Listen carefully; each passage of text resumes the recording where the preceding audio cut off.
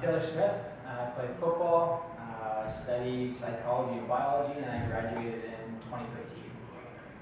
Greg Nyhof, also played football, studied business admin with minors in economics and psych, and I graduated in April 2016.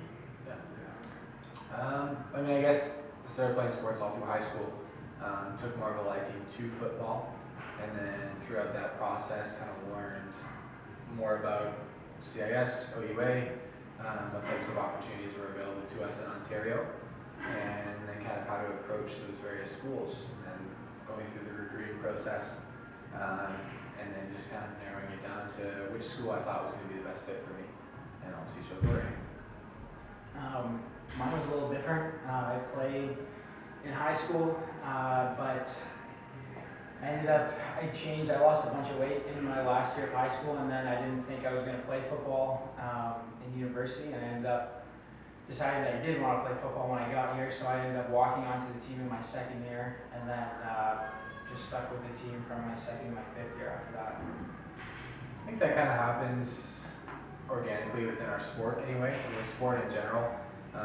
With football having such a long off season, we spent a lot of time in the gym here. Obviously took a liking to off-season training. If you don't, it's going to be a long off-season.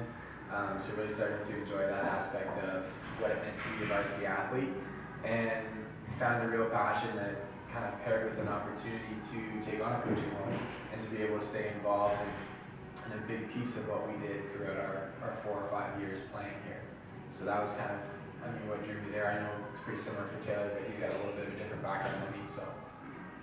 Yeah, like strength conditioning wise, similar stuff. Like you play for so long and you kind of experience all those off-season workouts and things like that. Like you kind of grow to just love the gym, I guess. You spend so much time in here that it just becomes second nature to be in here. And but for me, I think getting into fitness and what eventually led to strength conditioning was my own. When I was younger, I was overweight, and I got a personal trainer and lost a bunch of weight, and then kind of wanted to be a personal trainer myself, and like that's just kind of where it started and kind of manifested into strength and conditioning. So for me, strength and conditioning, like there's a lot of different avenues you can take in strength and conditioning. I think like right now we work with so many different sports right now that it's hard to say which one I really want to focus on in the future. Like football has always been something that I love, so naturally I would kind of gravitate to football, and going down that path, whether that's trying to get into the NFL or the NCAA and staying in Canadian football, I really don't know. But I also kind of started working with basketball as soon as we got this job, and I started to just really love working with basketball. So I've been looking into NBA stuff, even NCAA basketball. Just I don't really know. I definitely want to continue and grow within strength and conditioning, but to what extent I really don't know. There's a lot of different things I'm thinking about. Yeah, just to echo what Taylor was saying, this has kind of been our first real taste. Having the opportunity to coach so many different types of athletes.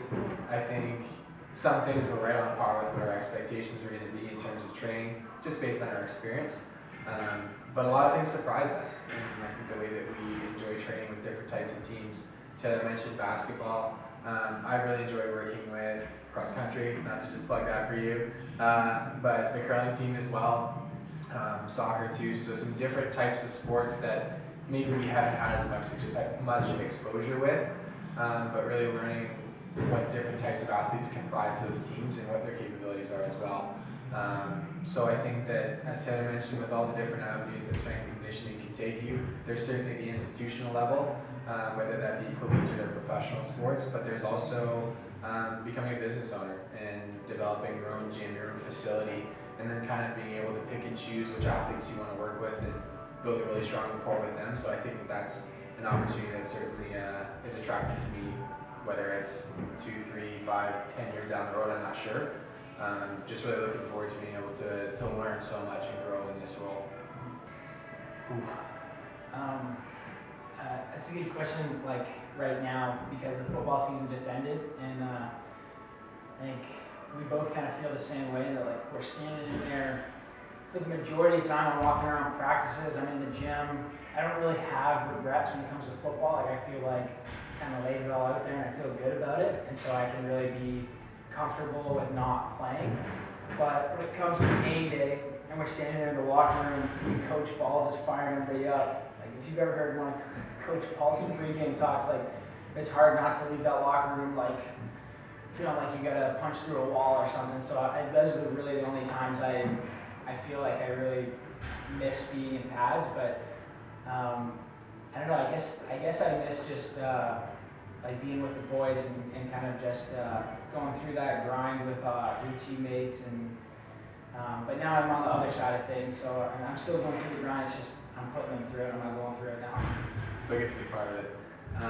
That's a good question too, and I think that when we started this role, a lot of people were like, "Oh, like it must be so hard for you when football started." And there's lots of things I miss about playing and being a varsity athlete, especially here at Laurier, having the chance to work with all the athletes. But there's several things that we don't miss.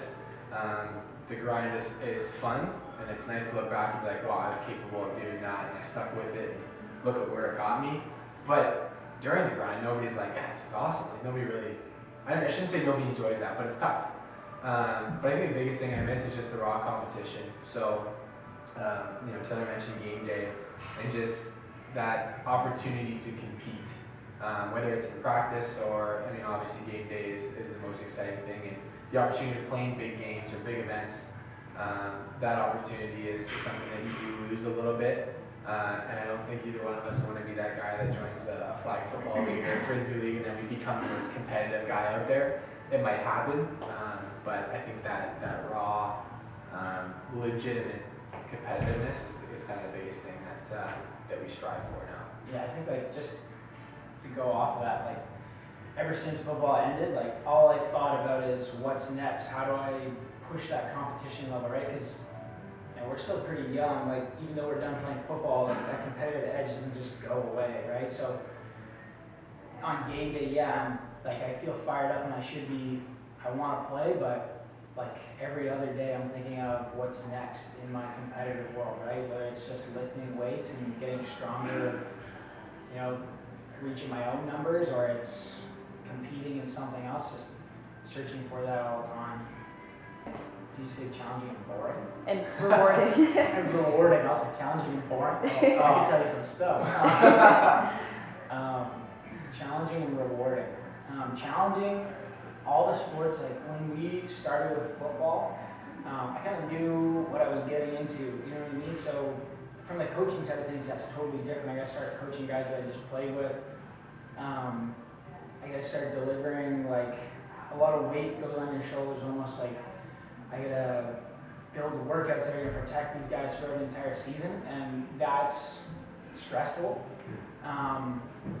But what's more stressful is doing the same thing for a sport that I've never even played. Like basketball, I talked about basketball earlier, but I suck at basketball.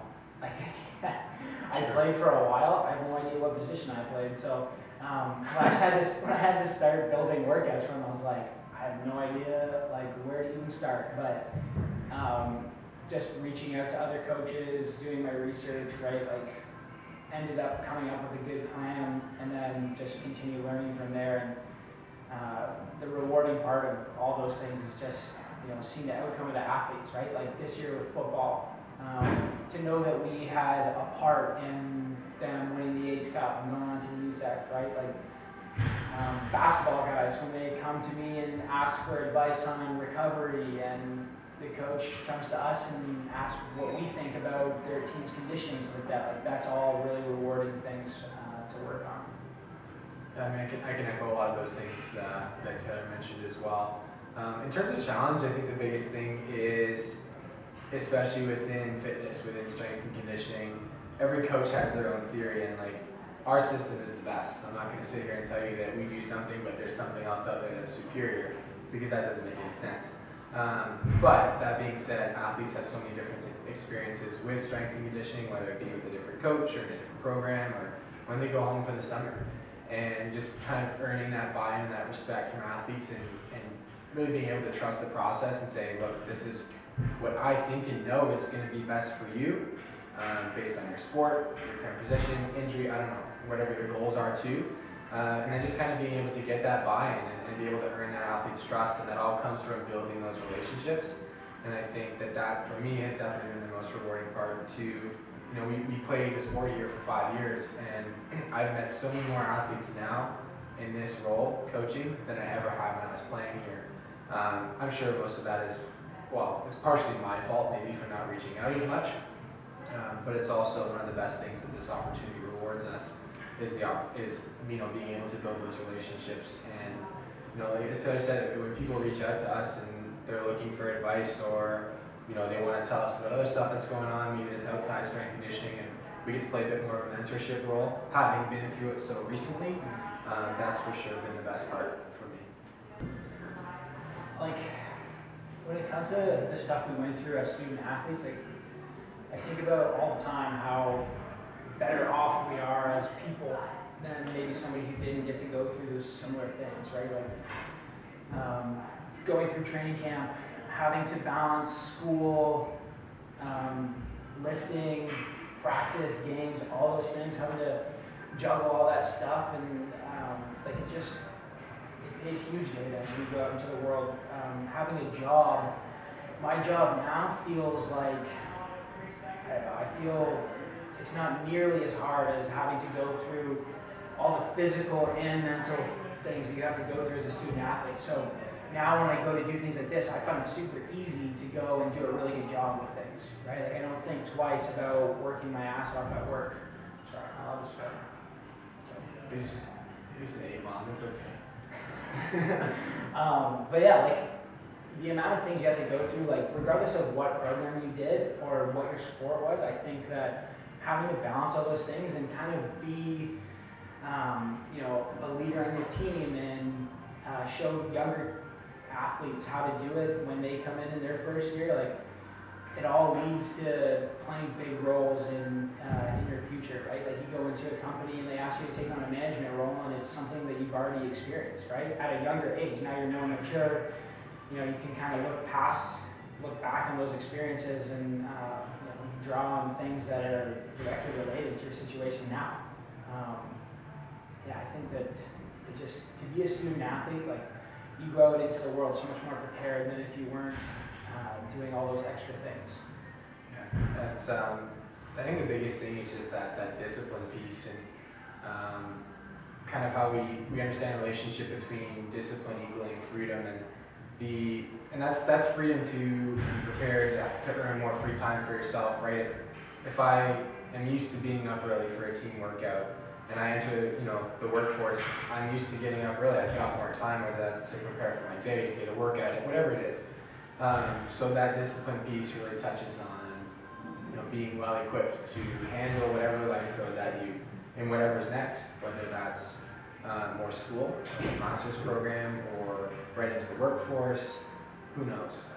So I think that's probably the biggest piece. And I always think back to my time as a student athlete. If I feel stressed or overwhelmed, or I'm talking to someone that's stressed or overwhelmed, and I remember having those weeks where I'm looking at my agenda and it's like, okay, I've got 3 midterms this week, I've got a game on the road and practice every day, 3 workouts. And I remember being like, it will be a miracle if I make it to next Sunday. But you learn how to take things in stride, and you learn to kind of keep your head down and work hard. And every time you get through one of those, I don't know, challenging weeks or days or whatever, you kind of take more and more confidence with you that I'm ready for whatever gets thrown at me after school, whether it's, you know, like I said, a new role, or it's one of life's many challenges. Getting into football, I don't think there's much advice you can get going into it. I think like a lot of guys come in, whether you're prepared or not, you're never ready, really, right? You come in and it's going to be more work than you've ever done, and you're going to have to work out more than you've ever worked out, and pay attention to your nutrition and pay attention to your schooling, and there's no real way to prepare for it. I think having a really good support system is kind of the best way to look at it, right? Like, the best way to get through things is to have lots of people around you who support it, and whether that's just friends, family, whatever it is. I think you know, me and Greg, like, we have both really good support systems at home, and so going through really tough times in football and in school, we were able to just get through them. So I think like developing that network of people that help you is super important. Yeah, that network also, exists. It exists outside of this Laurier bubble that we live in, with family and friends. But I think also the support staff that we have here at Laurier does an incredible job supporting current student athletes. Like there's so many resources available to these athletes. So, my advice for somebody that wants to enter Laurier or any other institution as a varsity athlete is find out what services are available to you. Don't be afraid to ask for help. Because I can tell you right now, neither one of us would be sitting here if we met people in the athletics office, the support staff on the football team, and if we hadn't asked questions. And you kind of learn early on that it's okay to fail. A lot of athletes that are going to end up playing at the varsity level, they're a big fish in a little pond in high school, and then you really have to check your ego and come back down to square one and understand that you're kind of nobody, and learn how to put your head back down and work hard and not really, complain. And you kind of, again, you have to reestablish yourself in a bigger pond. But I think that that's a really good point that Taylor made about understanding where those support networks are.